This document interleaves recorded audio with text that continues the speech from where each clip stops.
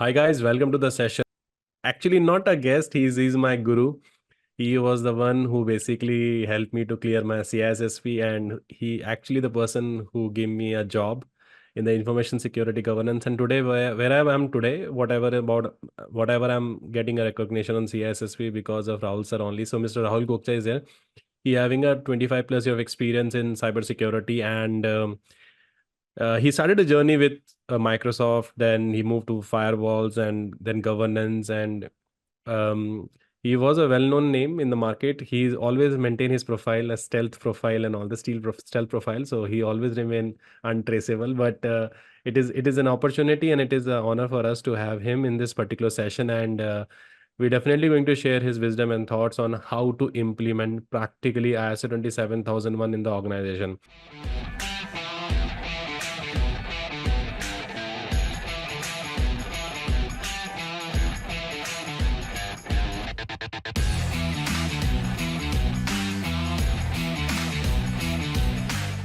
I'm a bit emotional today because today where I am stands up because of you only. And he's not only my information security guru, he's also my life guru.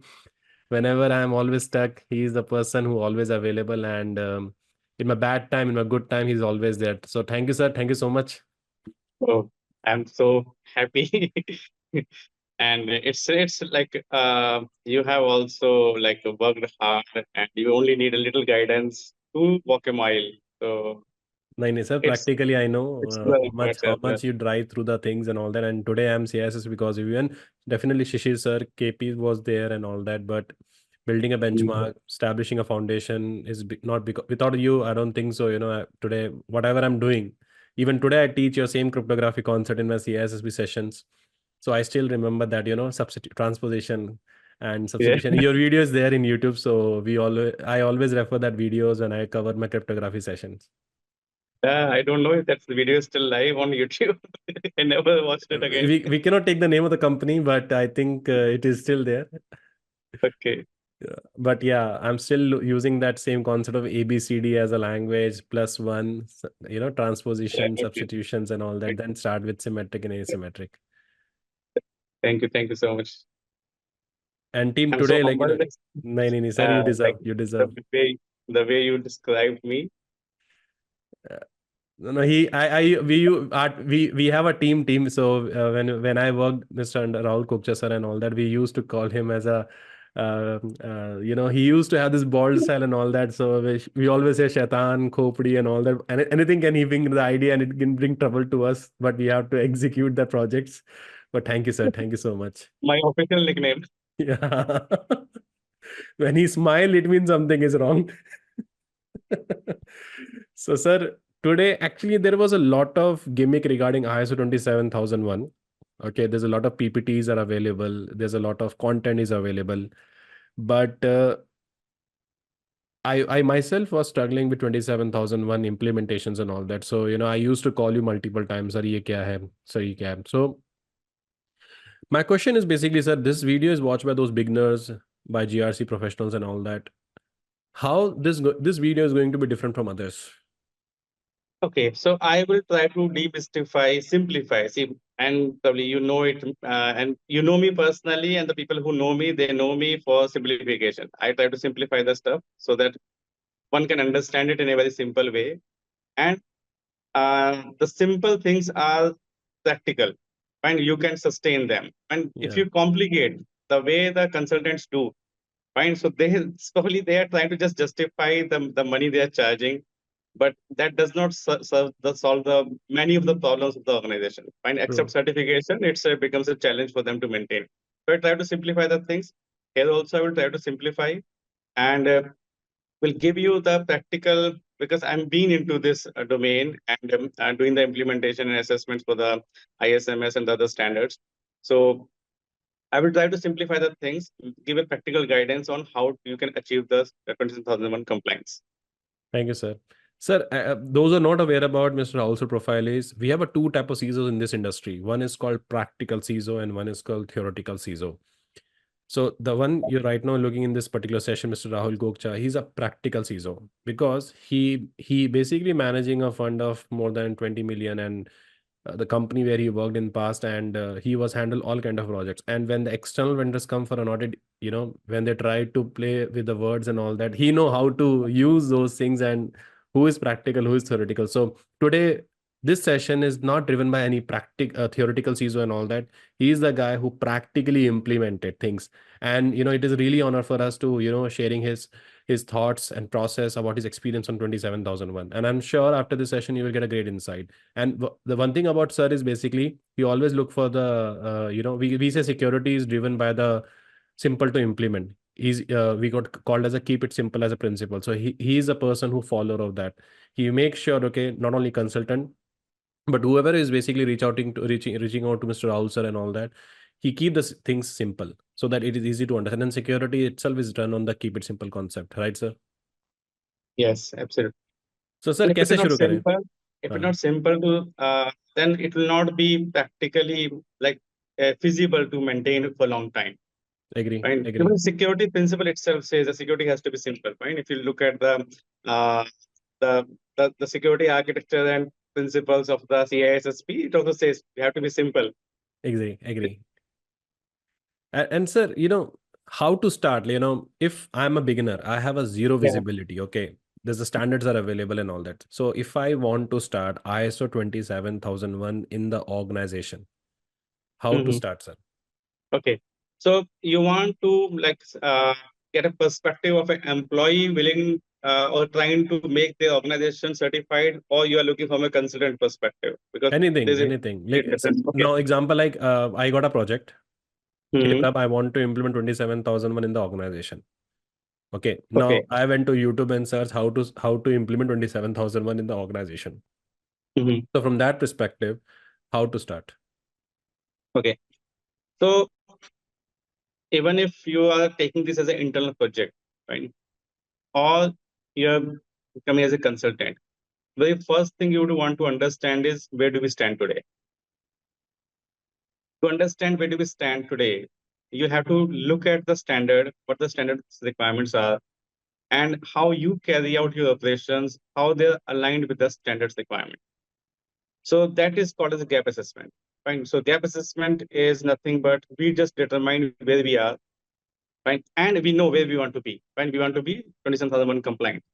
So that will tell you the gap report. Now, if you look for the consultant's perspective, they will create a huge gap report, will give you the lots of action items, action trackers. Those things are not needed. And you just need to have a simplified version of what are the actions you need to take, and what are the gaps you have, means what are the things you need to improve on. For example, you may not have the policy communicated. You may have a policy in place, but it's not communicated. It is not acknowledged by people. And so okay, that I have a document, I need to roll it out, I need to initiate a communication so that I can capture the acknowledgement of my staff. So to that level, look at the controls of the 27001, look at the requirements of 27001, and see where do we stand, what we need, what is need to be done, and to meet the compliance. So that is the first step. Second step, I will say, is again, you can start with a risk assessment. Risk assessment will tell you what are the areas you need to prioritize. Example. And example is you may have some issues with your, maybe I give you a practical example. I had a customer who was having a challenge of not able to trace if the patches have been implemented, because they had an administrator who was managing their the patch management server, fine. And that administrator has left the company. They don't have the password of that machine, and they know the patches are being rolled out. It's all automated, but they don't know whether they are compliant or not. And so that becomes a high risk thing, because you don't know whether your servers are being patched properly or not. They had no other alternate mechanism. Right? And server is a critical asset. When if it is not patched, that becomes your first priority to solve. Second is, for example, I give the example of acknowledgement of the policy. Right? So that is, if you look at uh, how from the priority perspective, you will fix the issues where you see the compromise can happen, fine, rather than meeting all the requirements of the making people aware of the policy and all. Fine. So that is how you have to identify your risks. fine. And definitely not communicating policy to the people is also leads to some level of risk, because people are not aware of what to do, how to do. They may go wrong while carrying out certain operations. Fine. So we need to tell them the expectations. Fine. So that is, again, if they don't know, the people are not aware, that's also a risk. But that Okay. risk is much lower than server not being cached and which is published online. So this way, I will say, like, first start with the gap assessment. If I like where all we have the missing pieces, fine. Then prioritize them based on the risk. Find what we need to be addressed first, and then start fixing them one by distribute them, monitor them, fix them, and then you are ready at the high level. We'll talk about the nitty-gritties of 27001, like in the like in detail. But this is at the high level. This is what I will recommend how to start with. Okay. So people have this dilemma about first to do scoping or first to do, like, we have a SOA as gap assessment, and or we do risk assessment. So you recommend us to do first risk assessment, but for that Gap also we assessment need a scope. first Sorry. is gap assessment. Yeah. Okay. Okay. So, sir, if I want to start a gap assessment also, do we maintain any kind of a questionnaires? Do we have some generic questionnaire? Because I've seen a lot of details and templates are there which talk about, this is a list of questions. So what is the recommendation for you? If someone want Like, to create a, if someone want to yes. create a scoping assessment document and all that, so what So, ideally details should be there? Yeah. yeah. So when it comes to scoping, the scoping is the first thing I will say. Fine. So even if they're saying the gap assessment, gap has to be conducted within a scope. Hmm. Fine. And from where the scope will come, you need to understand your requirements. And the requirements can be regulatory requirement, can be a customer requirement. If a customer, you are serving a customer, have a contract with a customer, customer says you have to be compliant with 27001. And if in your scope of implementation you are excluding that business, that will not serve the purpose of the organization. Organization objectives will not be met. Fine. So that's first to identify the requirements of your organization. Why you are going for 27001. Fine. Based on that, you will set up the scope, which business units, which locations, fine, I have to include in the scope of the 27001. Then we'll come to the identify the gaps and doing the risk assessment. Fine. So first is the scoping. Okay. Then coming to like a checklist. Fine. Your standard should be a checklist. Okay. You don't have to have a fancy long 100 to 100 points checklist. Right. Standard has a 93 controls in Annex A and clause 4 to clause 10. When clause 4 to clause 10 is mostly what lies with the GRC team, because it talks about the policy, it talks about the performance evaluation, it talks about the internal audit, find risk assessment. But the remaining Annex A controls are distributed across HR function, physical security, facilities management, IT, vendor management. And so there you need to like probably identify which areas are being handled by which team, and then but all what is need to be done is given in the standard, and standard is like, I don't think it will have more than 40 pages, so that is sufficient to start with. Okay. So do we need to buy the standards, or do we need to buy this requirement, or what exactly? Okay, so buying a standard is definitely, if you want to refer to, you need to buy. It's a licensed copy, it's a copyrighted item, you cannot simply distribute. So if an organization don't have the access to the 27001 in any way, then they definitely need to buy, and it's as it is a copyrighted material. Okay. Right? But to get certified, if you're engaging a consultant who is performing all these activities, who is guiding you to the compliance, then the organization don't need to buy the standard. Fine, there is no such Understood. requirement. Understood. Fine, to be compliant or to be certified, and what is the requirement given in the standard is what we need to comply with. Audit Okay. will be conducted only against what is given in the standard. Okay. And the standard does not say that the organization has to have a copy of it. And when you talk about this 4 to 10 clause, these are the mandatory clause. You cannot skip that. Yes, yes. Clause Okay. 4 to clause 10 is mandatory, but there are certain optional components there, which is given as a note. Okay. So note does not form as a part of the requirement. That's why they are added as a note. Otherwise, from clause 4 to clause 10, each and every statement is important, and you have to comply with. Okay. So, sir, gap assessment, once we're done, we basically get a report about like how long it take for to perform the gap assessment. It may take 2 weeks time, 3 weeks time, depending upon how big the scope is. Fine. For example, you have multiple locations. You have to go to Bangalore, to probably China, to like Ireland. Fine. And if you have a small organization like at one location, probably 1 week is enough. Okay. Fine. Depends upon how many business function locations are in scope, because you have to understand how those activities are being carried out. Fine. And then only you can identify where you have the gaps.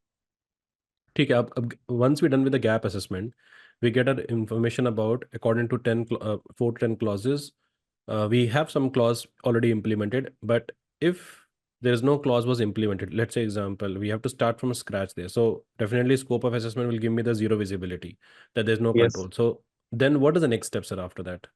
Okay. So next step would be, first thing will be the management support.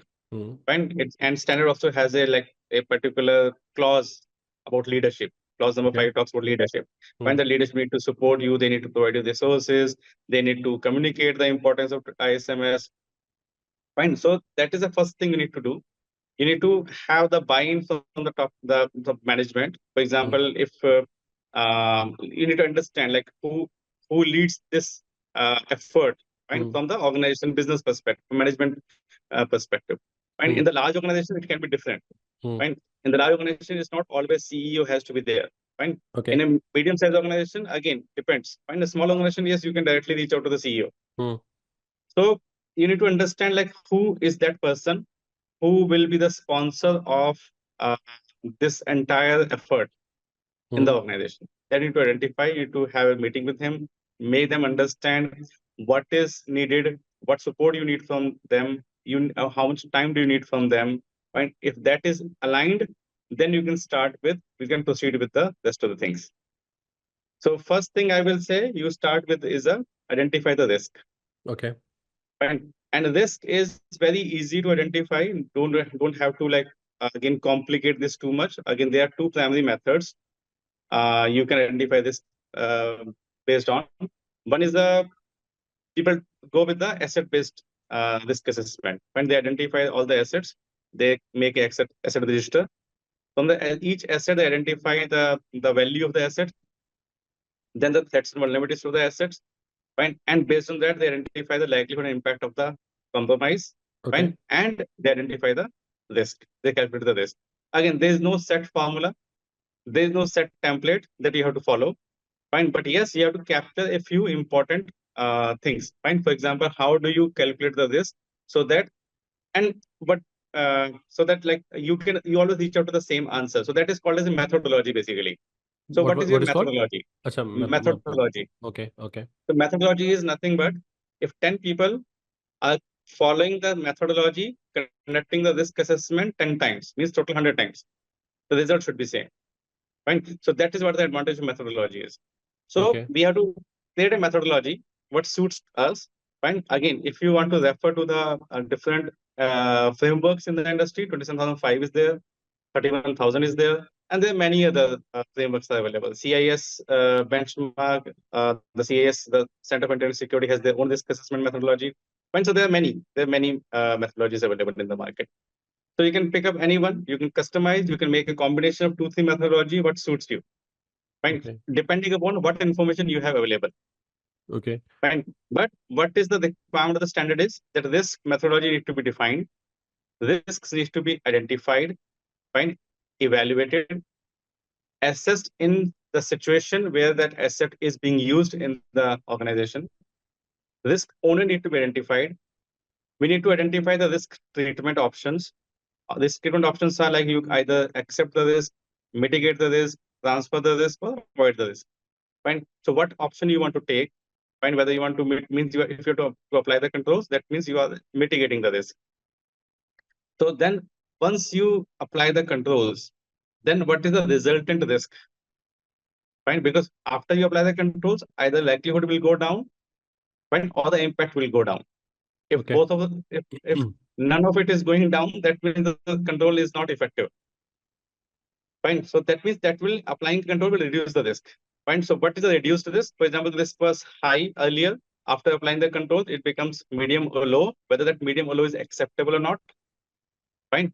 And If it is acceptable, we will just close that risk item. That's it.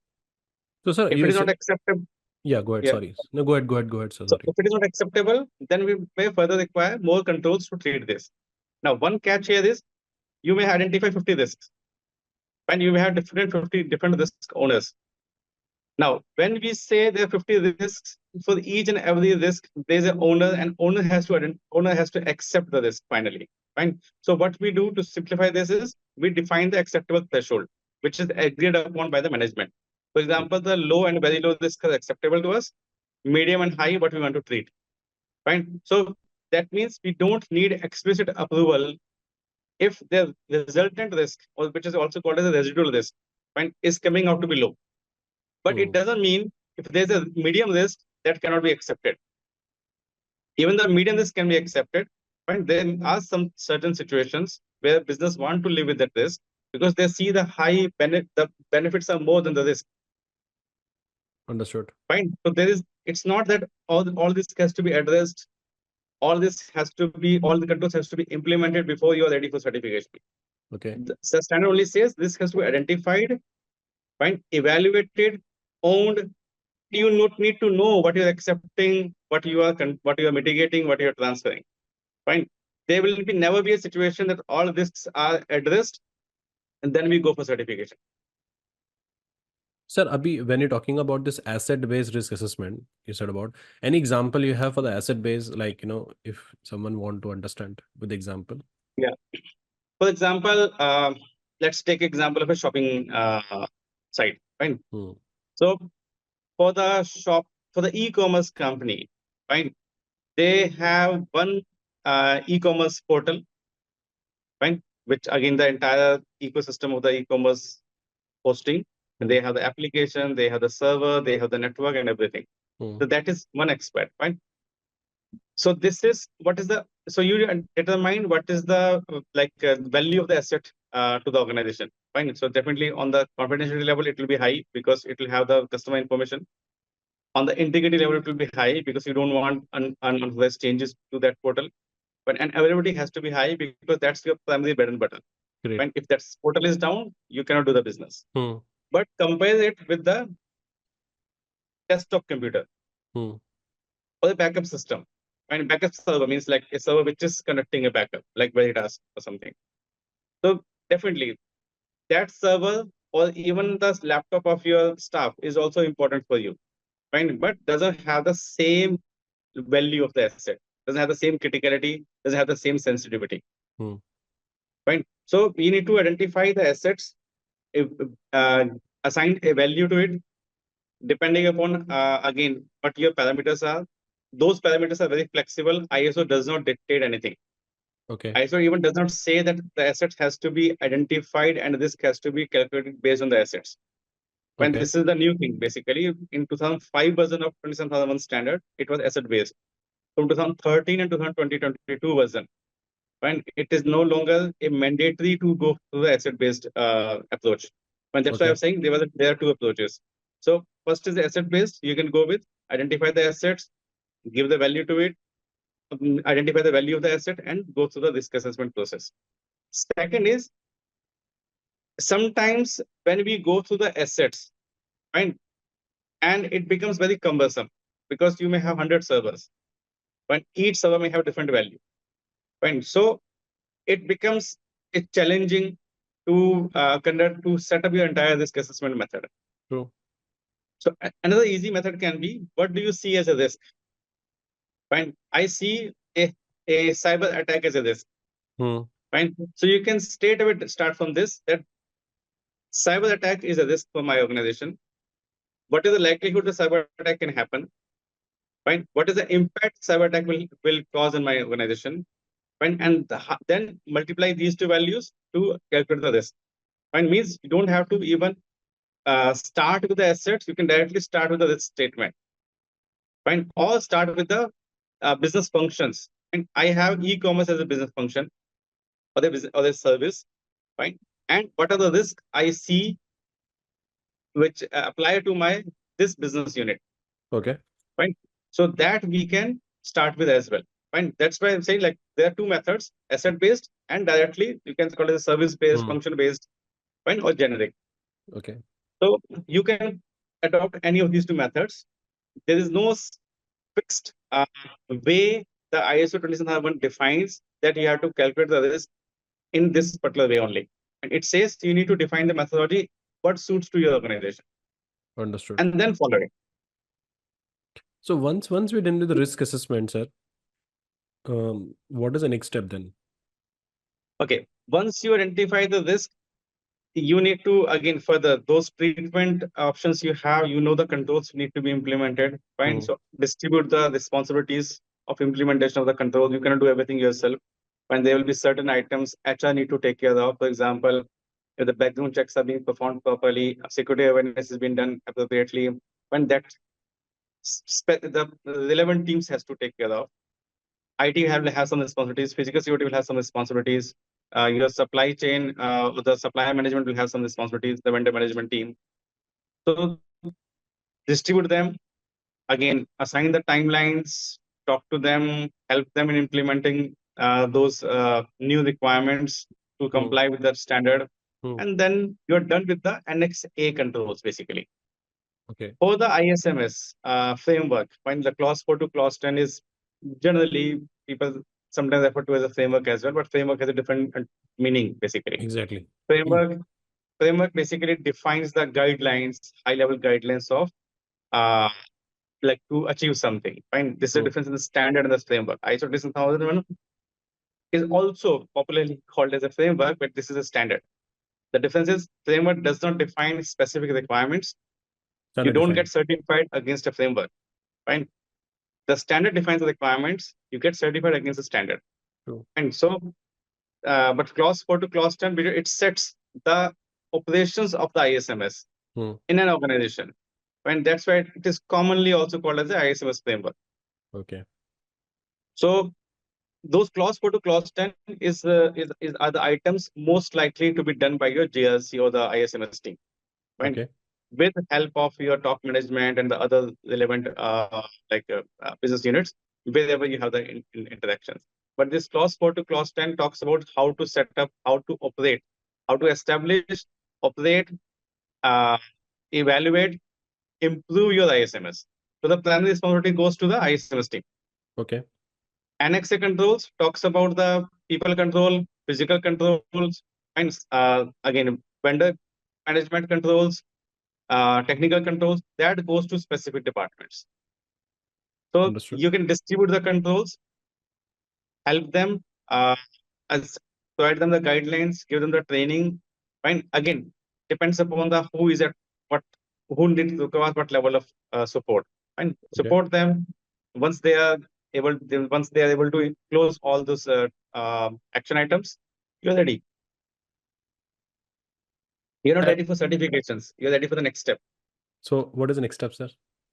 Yeah. Next step would be, see, you identified the risks. You have given the risk treatment, risk mitigation plan to the relevant teams and expect them to close them. If they have mitigated all the risks or may not be able to mitigate all, but most of them, some of them are accepted by the risk owners, but you know the state of the each and every item. So once this is done, then you will go for the evaluation, whether how well, how efficiently those the controls are working. Fine. So the ISMS or the ISO 27001 follows the cycle called as a plan, do, check, and act. Yeah. Right. So planning is what? The gap assessment is a planning. Identifying the risk assessment methodology is a planning. Conducting a risk assessment is do. Mitigating those risks is do. Then the third steps come is a check. Then you have to go and evaluate how well it is mitigated, how effectively my controls are implemented. That's a check. Fine. If you see some gaps, then you have to act upon it. Okay. So, so once we, we get the risk treatment plan and all that, then what is the next step after that? We creating a manual or what exactly? Okay. So one of the risk item will also be if you don't have a policy, that is also a risk that we don't have the any specific requirements, like how to, like, for example, you don't have any set standard for backup, right? You don't have any set guidelines for the password management. Right? So that is something is again will come as a part of the gap assessment, and that has to be addressed. So setting of a policy will also be aligned with your risk assessment. Right? For example, if we talk about the password policy, right? We need not to have a same set of password standard for all the systems. And practically, if you see, that is not always the case as well. Okay. For example, you expect users to change passwords every 45 days or 90 days. Right? But you don't do this for the service accounts. Right? So true. If you write one statement in your policy that I want all the passwords should be changed, right, or shall be changed in 90 days, right? So that will not, you yourself will not comply with your own policy. True. Right. So again, identifying the risks will also feed into developing a policy. Right. So policy will have multiple inputs. Policy will have input from your legal, regulatory, and contextual requirements.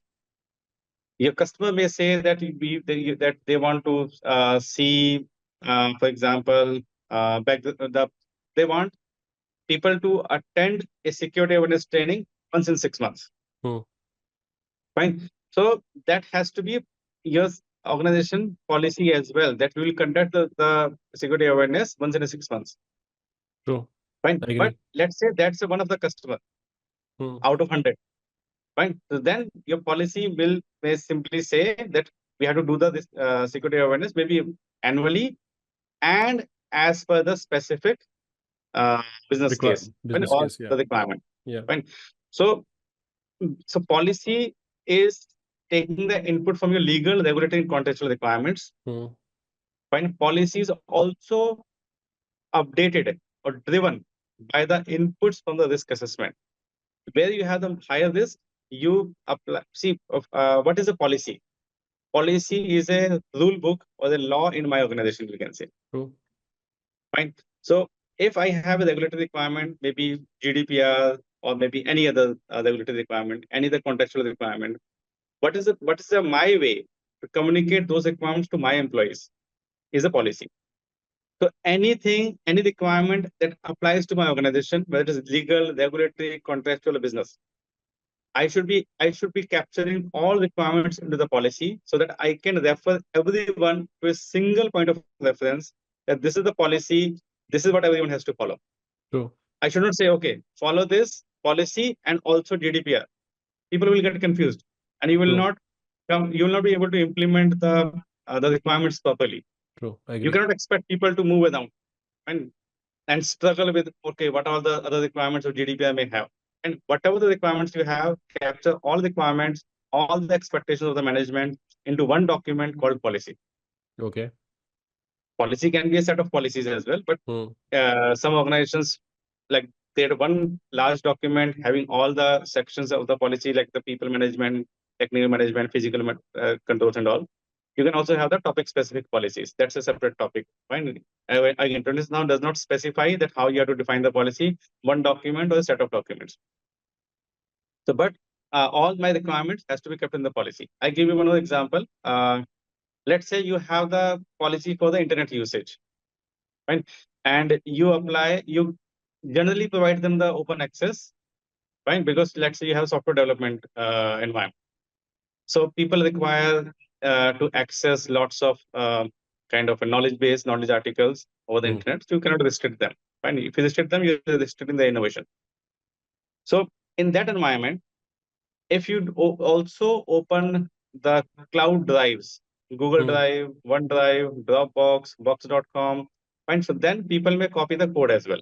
So that's the intellectual property. Now you have to protect the intellectual property, but also have to provide the internet access to people. So now you cannot simply say the internet will be based on the business use only. Fine. One statement can also serve, but it's too high level that does not specify anything. So you need to cap. So now you see that access to this cloud drive is a risk to your business. True. Fine.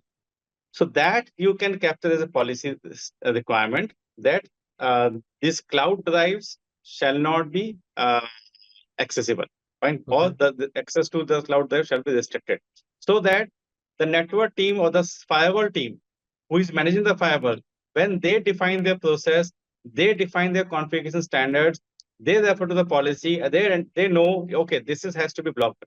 You don't need a separate communication to them. No, this block this. Fine. You put everything to the policy, what you expect, how you want to set up the controls into the organization. When you are putting this as a policy, people have access to the policy. They can see what they can access. Network team also, or the firewall team also has the access. They know what is to be, how it is to be configured, and what are the requirements of my policy on the network security. Fine. So it is all aligned, and you will have less friction in the organization. Otherwise, people will say, okay, I want to access this. Network team will say, no, you don't have. We cannot provide them. Fine. We don't provide them. I need it for business. Why can't you provide it? How you will define that? Why I'm not providing it? You see, you have this. They say, okay, show me the risk register. You cannot show this register to everyone. And they may say, okay, this risk is not applicable to my organization. So it's an easy way to communicate. See, this is our policy. This is what we follow, and this is what everyone has to follow. Right? In the policy, it is written, this has to be blocked. So this is blocked. Simple. If you require exception, you go to the management, apply for the exception. So it simplifies everything.